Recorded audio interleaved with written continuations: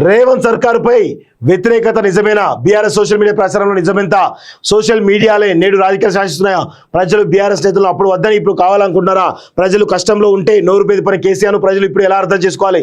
కాంగ్రెస్ ప్రభుత్వం చేస్తుంది హైదరాబాద్ నగరానికి మంచిదిన తెలంగాణ రాజకీయాలపై యాదవ్ అందిస్తున్న ప్రత్యేక రాజకీయ అంటూ చూస్తా ఉన్నాం. సో నేనైతే చెప్తాను, ప్రభుత్వ వ్యతిరేకత అనేది బీఆర్ఎస్ సృష్టించినటువంటి కృత్రిమ వ్యతిరేకత మాత్రమే తప్ప వేరే ఏది లేదంటే విషయాన్ని గుర్తుపెట్టుకోవాలి. నేడు సోషల్ మీడియా ప్రచారం గురించి కొత్తగా చెప్పాల్సినటువంటి పని లేదు. పొలిటికల్ ట్రెండ్స్ను సోషల్ మీడియాలే డిసైడ్ చేస్తున్నాయి. నిజానికి సోషల్ మీడియా కొంతమందికి వినోదం అయితే మరికొంతమందికి విషాదాన్ని, చేదు జ్ఞాపకాలు మిగులుస్తున్నాయి. ఏదైనా మితమైతే మంచిది, కానీ అమితమైతేనే విషంగా మారే ప్రమాదం ఉంది. పక్కోడికి ఒక వేలు చూపిస్తే మన వైపు 4 వేలు చూపిస్తాయన్న నిజాన్ని ఎవరూ మర్చిపోవద్దు. సో మొత్తానికైతే తెలంగాణ రాష్ట్రంలో కృత్రిమ విధానాలు బయటకు వస్తా ఉన్నాయి, కృత్రిమ ఉద్యమాలు బయటకు వస్తా ఉన్నాయి. రేవంత్ సర్కారు పైన వ్యతిరేకత సృష్టించే ప్రయత్నం బీఆర్ఎస్ పార్టీ చాలా సక్సెస్ఫుల్గా చేసే ప్రయత్నం చేస్తూ ఉంది.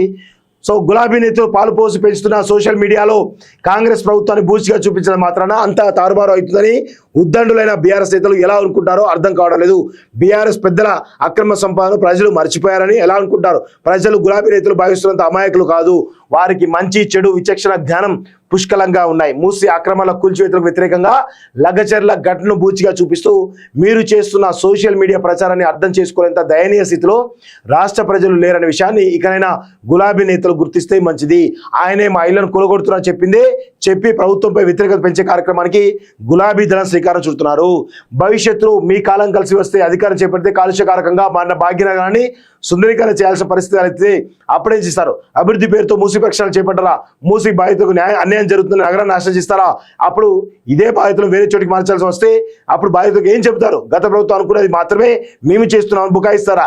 కాలుష్యం కొరల్లో నగరం చిక్కుని ప్రజల ప్రాణాలు సంకట పరిస్థితి ఎదుర్కొంటుంటే ఎందుకు ఈ పనికిమాలిన రాజకీయాలు అంటూ చూస్తూ ఉన్నాం. సో ఇక్కడ గుర్తుపెట్టుకోవాల్సింది ఏంటంటే ప్రజలు స్వేచ్ఛగా స్వాతంత్రంగా ఉన్నారు. ప్రజలకు ఒక ప్రజాస్వామిక హక్కులు కల్పించబడ్డాయి. సో గతంలో 10 ఏళ్ల కాలంలో కేసీఆర్ కాలంలో ప్రజాస్వామ్య హక్కులు కానీ మొత్తం కోల్పోయారు. నిరసన తెలియజే హక్కు కానీ, ధర్నాలు తెలియజే హక్కు కానీ మొత్తం కంప్లీట్గా కోల్పోయినరు. నియంత పోకలతోటి కేసీఆర్ ఈరోజు తన యొక్క నియంత పోకలతో రాజ్యమేలిండు. కాబట్టే ఈరోజు ప్రజలు తిరగబడి ఈరోజు కాంగ్రెస్ పార్టీకి అధికారం కట్టబెట్టడం జరిగింది. సో ఇప్పుడు అందరికీ నిరసన తెలియజే హక్కు ఉన్నది. అందరూ నిరసన తెలియజేస్తూ ఉన్నారు. ప్రతి ఒక్కరికి కూడా ఆ హక్కు వచ్చింది. స్వేచ్ఛగా అన్ని వాళ్ళ అభిప్రాయాలు తెలియజేస్తూ ఉన్నారు. సో దీన్ని అదునుగా చేసుకున్నటువంటి బీఆర్ఎస్ పార్టీ ఈరోజు కాంగ్రెస్ పార్టీపై పెద్ద ఎత్తున మొత్తం దుమ్ము వాళ్ళను దులిపేయడం ప్రయత్నం చేస్తూ ఉన్నారు. వాళ్ళపైన ఒక రకమైనటువంటి విష ప్రచారం చేస్తూ వారి యొక్క పైశాచికత్వాన్ని పొందుతూ ఉన్నారు. ముఖ్యంగా కేటీఆర్ ఒక పింక్ మీడియాని ఏర్పాటు చేసిండు. దానిలో భాగంగా కొన్ని యూట్యూబ్ ఛానళ్ళు, మొత్తానికి ఆ ట్విట్టర్ అకౌంట్లలో పెద్ద ఎత్తున ఉన్నాయి. సో ఒకసారి ట్విట్టర్ అకౌంట్ కూడా ఒకసారి చూద్దాం. దీనిలో ట్విట్టర్ అకౌంట్లో ముఖ్యంగా దిలీప్ కొంతం ఏదైతే తెలంగాణ ఉద్యమకాలం చెప్పుకొని తెలంగాణ వచ్చిన తర్వాత తెలంగాణ ఉద్యమకాలకు పంగనామాలు పెట్టినటువంటి దిలీప్ కొంతం ఏం పెడుతుండో ఒక్కసారి మీకు చూసేటువంటి ప్రయత్నం చేస్తాం మిత్రులారా. ఆయన లీడ్ చేస్తున్నాడు. దిలీప్ కొంతమే లీడ్ చేస్తున్నాడు కాబట్టి ఆయన గురించే మనం మాట్లాడాలి. ఇగో ఇవన్నీ షేర్లు చేస్తూ ఉంటాడు. లగచల లడాయి లాగానే దిలావర్పూర్ ధిక్కారం. రైట్, మంచిగా దొరికినావు దిలీప్ కొంతం. లగచల లడాయి లాగానే దిలావర్పూర్ ధిక్కారం.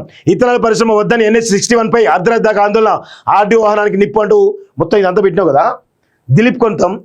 నీకు చిత్తశుద్ధి ఉంటే, నువ్వు మొగాడివి అయితే, నువ్వు తెలంగాణ బిడ్డవి అయితే ఈ లగచర్లకు సంబంధించినటువంటి అంటారు దిలావర్పూర్ ఏదైతే ఉందో ఇథనాల్ ఫ్యాక్టరీకి పర్మిషన్ ఎవరిచ్చారు చెప్పు?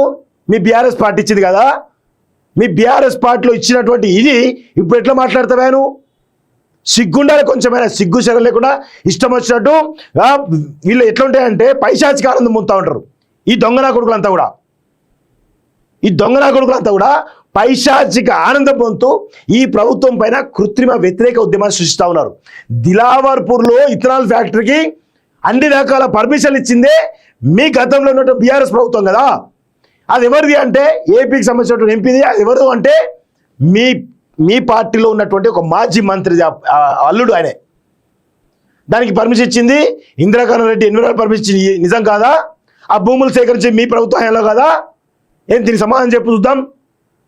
ఎందుకే పనికి వల్ల ముచ్చట్లు అన్ని రాస్తూ ఉంటావు, పనికి వల్ల రాతలు రాసి ప్రజల్లో ఏదో వైషమ్యం చోటు ప్రయత్నం చేస్తాను. సిగ్గుండాలి కొంచెమైనా. మనిషి కడుపుకి అన్నం తింటున్నావు, గడ్డి తింటున్నావు, అరా ఇడియట్. ఏం రాయాలో కూడా అర్థమవుతలేదా? నీకు నిజంగా చిత్తశుద్ధి ఉంటే ఇది ఎప్పుడు పర్మిషన్ వచ్చింది, దీనికి ఏ విధంగా పర్మిషన్ ఇచ్చారో అన్ని వివరాలు పెట్టి చూద్దాం. ఇవే గుర్తురావు మనకి. మనం కూడా కేటీఆర్ లాగానే మధ్యప్రవేశించిన కోతి లెక్క, కళ్ళు దాగిన కోతి లెక్క, వాడు పెద్ద కోతి అయితే వీడు చిన్న కోతిలాగా మాట్లాడుతూ ఉన్నారు. బుద్ధుండాలి కొంచెమైనా. బరాబర్ రోజు నీ పోస్టుల పైన రోజుకో కథనం చేస్తే బిడ్డ గుర్తుపెట్టుకో. నువ్వు చేసేటువంటి దుష్ప్రచారం పైన రోజు చేస్తాం. ఏంది ఇదా? చెప్పు, దమ్ముంటే చెప్పు. దీనిపైన నీకు దమ్ముంటే, నీకు చిత్తశుద్ధి ఉంటే, నువ్వు మొగోడివి అయితే, నువ్వు తెలంగాణ బిడ్డవి అయితే, నీ తెలంగాణ రక్తం నీలో ఉంటే ఈ దిలావర్పూర్ ఇథనాల్ ఫ్యాక్టరీ ఎవరిచ్చారు పర్మిషన్లు, దానికి సమాధానం చెప్పి దమ్ముందా అని అడుగుతా ఉన్నాను.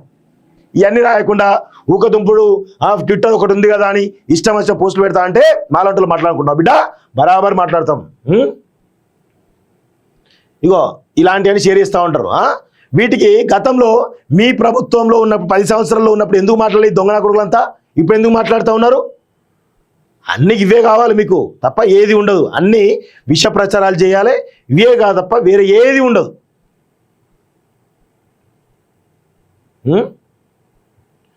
ఇంకన్నీ చాలా ఉన్నాయి, చాలా చెప్పేటి ఉన్నాయి. ఇలా ప్రతి రోజుకొక దానిపైన నేను స్టోరీ చేస్తాను మీద. గుర్తుపెట్టుకో బిడ్డ. ఏమనుకుంటావు? రేవంత్ సర్కారుపై వ్యతిరేకత నిజమేనా? బీఆర్ఎస్ సోషల్ మీడియా ప్రచారంలో నిజమెంత? సోషల్ మీడియాలే నేడు రాజకీయాలు శాసిస్తున్నాయా? ప్రజలు బీఆర్ఎస్ నేతలు అప్పుడు వద్దని ఇప్పుడు కావాలనుకుంటున్నారా? ప్రజలు కష్టంలో ఉంటే నోరు బెదిరిన కేసీఆర్ ప్రజలు ఇప్పుడు ఎలా అర్థం చేసుకోవాలి? కాంగ్రెస్ ప్రభుత్వం చేస్తుంది హైదరాబాద్ నగరానికి మంచిదిన తెలంగాణ రాజకీయాలపై యాదవ్ అందిస్తున్న ప్రత్యేక రాజకీయ అంటూ చూస్తా ఉన్నాం. సో నేనైతే చెప్తాను, ప్రభుత్వ వ్యతిరేకత అనేది బీఆర్ఎస్ సృష్టించినటువంటి కృత్రిమ వ్యతిరేకత మాత్రమే తప్ప వేరే ఏది లేదంటే విషయాన్ని గుర్తుపెట్టుకోవాలి. నేడు సోషల్ మీడియా ప్రచారం గురించి కొత్తగా చెప్పాల్సినటువంటి పని లేదు. పొలిటికల్ ట్రెండ్స్ను సోషల్ మీడియాలే డిసైడ్ చేస్తున్నాయి. నిజానికి సోషల్ మీడియా కొంతమందికి వినోదం అయితే మరికొంతమందికి విషాదాన్ని, చేదు జ్ఞాపకాలు మిగులుస్తున్నాయి. ఏదైనా మితమైతే మంచిది, కానీ అమితమైతేనే విషంగా మారే ప్రమాదం ఉంది. పక్కోడికి ఒక వేలు చూపిస్తే మన వైపు 4 వేలు చూపిస్తాయన్న నిజాన్ని ఎవరూ మర్చిపోవద్దు. సో మొత్తానికైతే తెలంగాణ రాష్ట్రంలో కృత్రిమ విధానాలు బయటకు వస్తా ఉన్నాయి, కృత్రిమ ఉద్యమాలు బయటకు వస్తా ఉన్నాయి. రేవంత్ సర్కారు పైన వ్యతిరేకత సృష్టించే ప్రయత్నం బీఆర్ఎస్ పార్టీ చాలా సక్సెస్ఫుల్గా చేసే ప్రయత్నం చేస్తూ ఉంది. సో గులాబీ నేతలు పాలు పోసి పెంచుతున్న సోషల్ మీడియాలో కాంగ్రెస్ ప్రభుత్వాన్ని బూచిగా చూపించడం మాత్రాన అంతా తారుమారు అవుతుందని ఉద్దండులైన బీఆర్ఎస్ నేతలు ఎలా అనుకుంటారో అర్థం కావడం లేదు. బీఆర్ఎస్ పెద్దల అక్రమ సంపాదన ప్రజలు మర్చిపోయారని ఎలా అనుకుంటారు? ప్రజలు గులాబీ నేతలు భావిస్తున్నంత అమాయకులు కాదు. వారికి మంచి చెడు విచక్షణ జ్ఞానం పుష్కలంగా ఉన్నాయి. మూసి అక్రమాల కూల్చివేతలకు వ్యతిరేకంగా లగచర్ల ఘటనను బూచిగా చూపిస్తూ మీరు చేస్తున్న సోషల్ మీడియా ప్రచారాన్ని అర్థం చేసుకోలేంత దయనీయ స్థితిలో రాష్ట్ర ప్రజలు లేరనే విషయాన్ని ఇకనైనా గులాబీ నేతలు గుర్తిస్తే మంచిది.